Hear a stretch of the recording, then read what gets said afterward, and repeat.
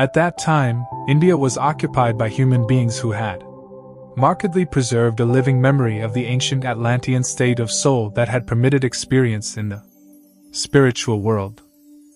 A large number of these people also possessed a very strong tendency of heart and mind to want to experience this supersensory world.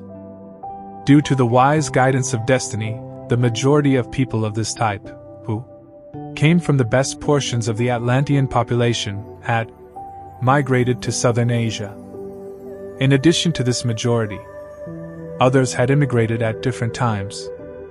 The Christ initiate, mentioned above, appointed his 7 greatest disciples to be the teachers of this association of human beings, to give their wisdom and their commandments to this group of VU Opal. For many of these ancient Indians, very little preparation was required to bring to life in them the barely extinguished faculties that led to observation of the supersensory world.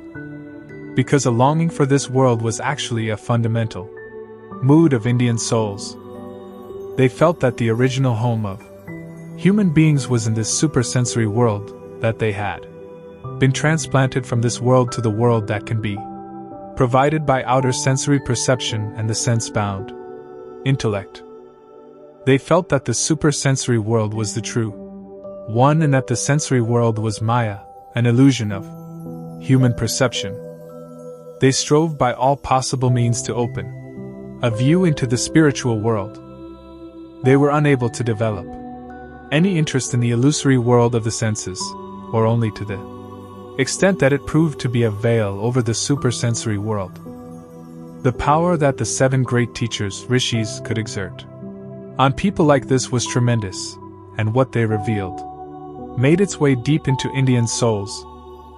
And because the life bodies and astral bodies that had been passed down to them bestowed sublime powers on these teachers, they were able to have magical effects on their disciples. They did not actually teach, but their personalities acted upon those of others as if through magical powers. The civilization that came about in this way was completely imbued with supersensory wisdom. What is contained in the Vedas, the books of Indian wisdom, is not the original form of the exalted wisdom fostered by these great teachers in ancient times, but only a feeble echo of it. Only supersensory sight can look back to the original unrecorded wisdom behind what was written. An especially prominent characteristic of this original wisdom is the harmony and accord that existed among the various oracles of Atlantean times. Each of the great teachers could divulge the wisdom of one of the oracles, and these various aspects of wisdom were in complete harmony, because the fundamental wisdom of the initiation that prophesied the coming of Christ stood behind all of them. However, the teacher who was the spiritual successor of the Christ initiate did not present what this initiate himself, who had remained in the background of evolution, was capable of revealing. Initially, it was not possible for the Atlantean Christ initiate to pass on his high office to any post-Atlantean individual. In contrast to the Atlantean Christ initiate, who was able completely to transmute his perception of the Christ mystery into human concepts, the Indian Christ initiate was only capable of presenting a reflection of this mystery in signs and symbols, because his humanly acquired conceptual abilities could not encompass this mystery. Nonetheless, the result of the union of the 7 teachers was a panorama of wisdom expressing their knowledge of the supersensory world, only parts of which could have been promulgated in the old Atlantean oracle. This panorama revealed the exalted leadership of the cosmic world and quietly alluded to a great sun spirit, the concealed being who was enthroned above the beings revealed by the 7 teachers. What the term ancient Indians means here is not what is usually understood by it. No outer documents have come down to us from the time we are speaking of here. The nation of people now known as Indians belongs to a historical stage of evolution that came about only much later than this. We must recognize the Indian culture described here as the prevailing culture of the first post-Atlantean epoch in the Earth's history. 19 After that came a second post-Atlantean epoch, when the ancient Iranian civilization described later on in this book was the dominant culture. Still later, the Egypto-Mesopotamian civilization developed. It too will be described later. While the second and third post-Atlantean cultural epochs were taking shape, the ancient Indian culture also underwent its own second and third periods. The third period is what is commonly described as ancient India. We must not confuse what is described here with the historical ancient India spoken of elsewhere. What later led to separating people into castes was another characteristic of the culture of ancient India. The inhabitants of India were descendants of Atlanteans who had two different human types, the Saturn humans, Jupiter humans, and so on. Through supersensory teaching, they understood that a soul's position in a certain caste was not a matter of coincidence but a matter of self-determination. The fact that many people were able to stir up inner memories of their ancestors, as described earlier, made it easier for them to understand supersensory teachings in this way, but it also easily led to erroneous ideas about reincarnation. During the Atlantean Age, the truth about reincarnation could only be acquired through the initiates. Similarly, during the earliest Indian times, this truth could only be acquired through direct contact with the great teachers. In fact, the mistaken concept of reincarnation that was described earlier was extremely prevalent among the people who had spread out over Europe, Asia, and Africa after the sinking of Atlantis. And initiates who had gone astray during the Atlantean evolutionary period had also shared this mystery with people who were not ready to receive it. People increasingly confused the correct idea with the false one. Many of these people still possessed a dim kind of clairvoyance as a legacy of the Atlantean Age. While the Atlanteans entered the domain of the spiritual world during sleep, their descendants experienced this spiritual world in abnormal intermediate states between waking and sleeping. In these states, images of an older time to which their ancestors had belonged appeared in them, so they considered themselves reincarnations of people who had lived in those times. Teachings about reincarnation that contradicted the initiates' genuine ideas on the subject spread over the entire Earth. Ongoing migrations from west to east since the beginning of the destruction of Atlantis led to the settlement of the Middle East by a group of people whose descendants went down in history as the Iranians and their affiliated tribes. Supersensory cognition, however, must look much further back in time than the recorded history of these ethnic groups. We must first speak about the later Iranians' very distant ancestors, who issued in the second great epoch of civilization in post-Atlantean evolution. It came about after the Indian civilization. The people of this second epoch had a different task from the Indians. Their inclinations and longings were not directed only at the supersensory world but were also adapted to the physical world of the senses. They began to love the earth. They valued what human beings could conquer for themselves on earth and what they could gain through earthly forces. Their accomplishments as a warrior nation and the methods they invented for extracting the earth's treasures are related to this characteristic of their nature. There was no danger that their longing for the supersensory would turn them completely away from the illusion of the physical, sense-perceptible world. On the contrary, they were more in danger of completely losing their soul's connection to the supersensory world because of their appreciation for the physical world. The character of the oracles that had been transplanted from Atlantis also reflected the general character of the people. Formerly, human beings had been able to acquire certain powers by experiencing the supersensory world, and that time, it was still possible to control some lower forms of these powers. Of these powers, there were those cultivated in the oracles that guided natural phenomena in ways that served personal human interests. These ancient people still had great ability to control forces in nature that later retreated beyond the reach of human will. The guardians of the oracles, who had inner forces at their command that were related to fire and other elements, can be called magi, or magicians.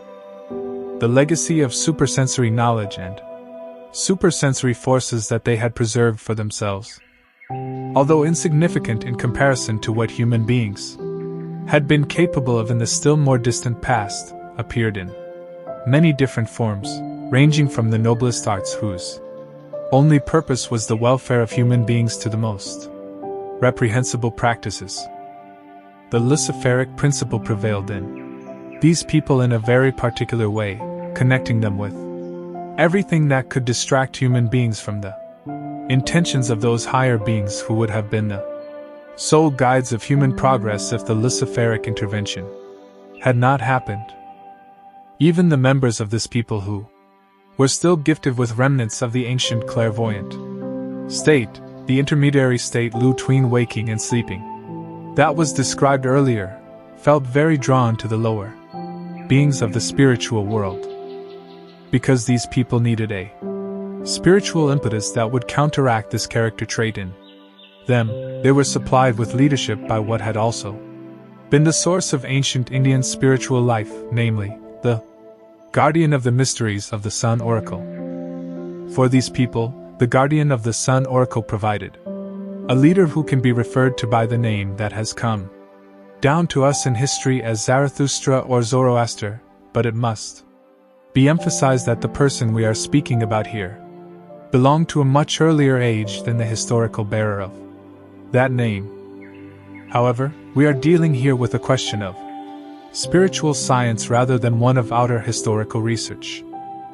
Anyone who cannot help but think of a later age in connection with the bearer of the name Zarathustra can reconcile this with spiritual science by thinking of the historical Zarathustra as a successor to the first great Zarathustra, as someone who assumed his name and worked in the spirit of 20. His teaching. The impulse Zarathustra needed to provide for his people consisted in pointing out that the physical world of the senses is more than just the spiritless thing people encounter when they fall exclusively under the influence of the being of Lucifer. Human beings owe their personal independence and their sense of freedom to this being. However, Lucifer is supposed to work in them in harmony with the opposite spiritual principle. It was important for the ancient Iranian people to remain alert to the presence of this other spiritual being. Their inclination towards the physical world of the senses threatened to make them merge completely with the Luciferic beings. Now, the initiation Zarathustra had received through the guardian of the Sun Oracle allowed him to receive the revelations of the exalted Sun beings. His training had led him to special states of consciousness in which he was able to behold the Sun being's leader, who had taken the human ether body under his protection as previously described. Zarathustra knew that this being was guiding the evolution of humanity but would only be able to descend to Earth from cosmic space at a certain point in the future. For this to happen, this being would have to be able to live in the astral body of a human being in the same way that he had been able to work in the human life body ever since the Luciferic intervention took place. For this to happen, a human being would have to appear who had transformed the astral body back to the stage it would have attained without Lucifer at a certain other point in time, in the middle of the Atlantean period of evolution. Without Lucifer, human beings would have reached this stage earlier, but without personal independence and without the possibility of freedom. From this point onwards, however, human beings were to regain this high level in spite of these traits of their character. In his clairvoyant states, Zarathustra saw that in humankind's future evolution it would be possible for a specific person to have an astral body of this sort. He also knew that until this time arrived, It was impossible to find the spiritual forces of the sun on earth. They could be perceived, however, by means of supersensory sight in the domain of the spiritual portion of the sun. He was able to see these forces when he turned his clairvoyant gaze towards the sun, and he brought his people tidings of the nature of these forces, which at that time could be found only in the spiritual world but would later descend to earth. In this way he proclaimed the great spirit of the sun, the spirit of light. The sun Ora, Ahura Mazda or Ormuzd. For Zarathustra and his followers, this spirit of light became manifest as the spirit who turns his countenance towards human beings from the spiritual world and prepares the future within humankind. This spirit, who points to the Christ before his appearance on earth, was the spirit Zarathustra proclaimed as the spirit of light. In contrast, Zarathustra depicted Ahriman and Manu as a power whose influence causes the human soul life to deteriorate when it surrenders to this influence in a one-sided way. This power is none other than the one described earlier as having achieved a particular dominion over the earth ever since the betrayal of the Vulcan mysteries. Alongside his tidings of the light god, Zarathustra also proclaimed the doctrine concerning spiritual beings that reveal themselves to the purified consciousness of the seer as the companions of the spirit of light.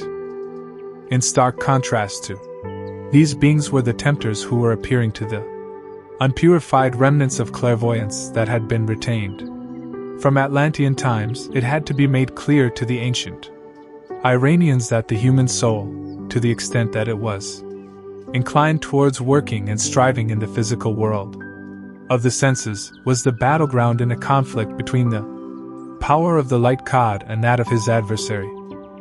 Zarathustra showed how human beings had to act so as not to be led into the abyss by this adversary, whose influence might be turned to good through the power of the spirit of light. A third post-Atlantean cultural epoch first developed among the peoples who eventually migrated into the Middle East and North Africa, the Babylonians and Assyrians of Mesopotamia on the one hand and the Egyptians on the other. They developed a still different understanding of the physical, sense-perceptible world from the ancient Iranians. In comparison to other ethnic groups, they had acquired much more of a spiritual predisposition for intellectual endowment, for the ability to think, that had been developing since the later part of the Atlantean Age. As we know, it was the task of post-Atlantean humanity to develop soul faculties that could be acquired through awakened powers of thought and feeling that are not directly stimulated by the spiritual world but come about when human beings observe the world of the senses, find their way into it, and adapt it. Conquering the physical world with these human faculties must be seen as the mission of post-Atlantean humanity. This conquest proceeded step by step. In ancient India, people still saw the physical world as an illusion, although their soul makeup already directed them towards it, and their spirits turned towards the supersensory world. In contrast, the ancient Iranian people began an attempt to conquer the physical world of the senses, but to a large extent. They still did so with soul forces that were the legacy of a time when human beings could reach directly into the super-sensory world. Among the peoples of the third cultural epoch, souls had lost much of their supersensory faculties. They had to investigate the spirit's manifestations in their sense-perceptible environment. Their progress came from discovering and inventing the cultural means of advance. Meant that this environment yielded humankind's sciences came about through deriving the laws of the spiritual world from the physical sense world that concealed it. Technology and the arts and their tools and methods came about through recognizing and applying the forces of this sensory world. The Mesopotamians and Babylonians no longer saw the world of the senses as an illusion.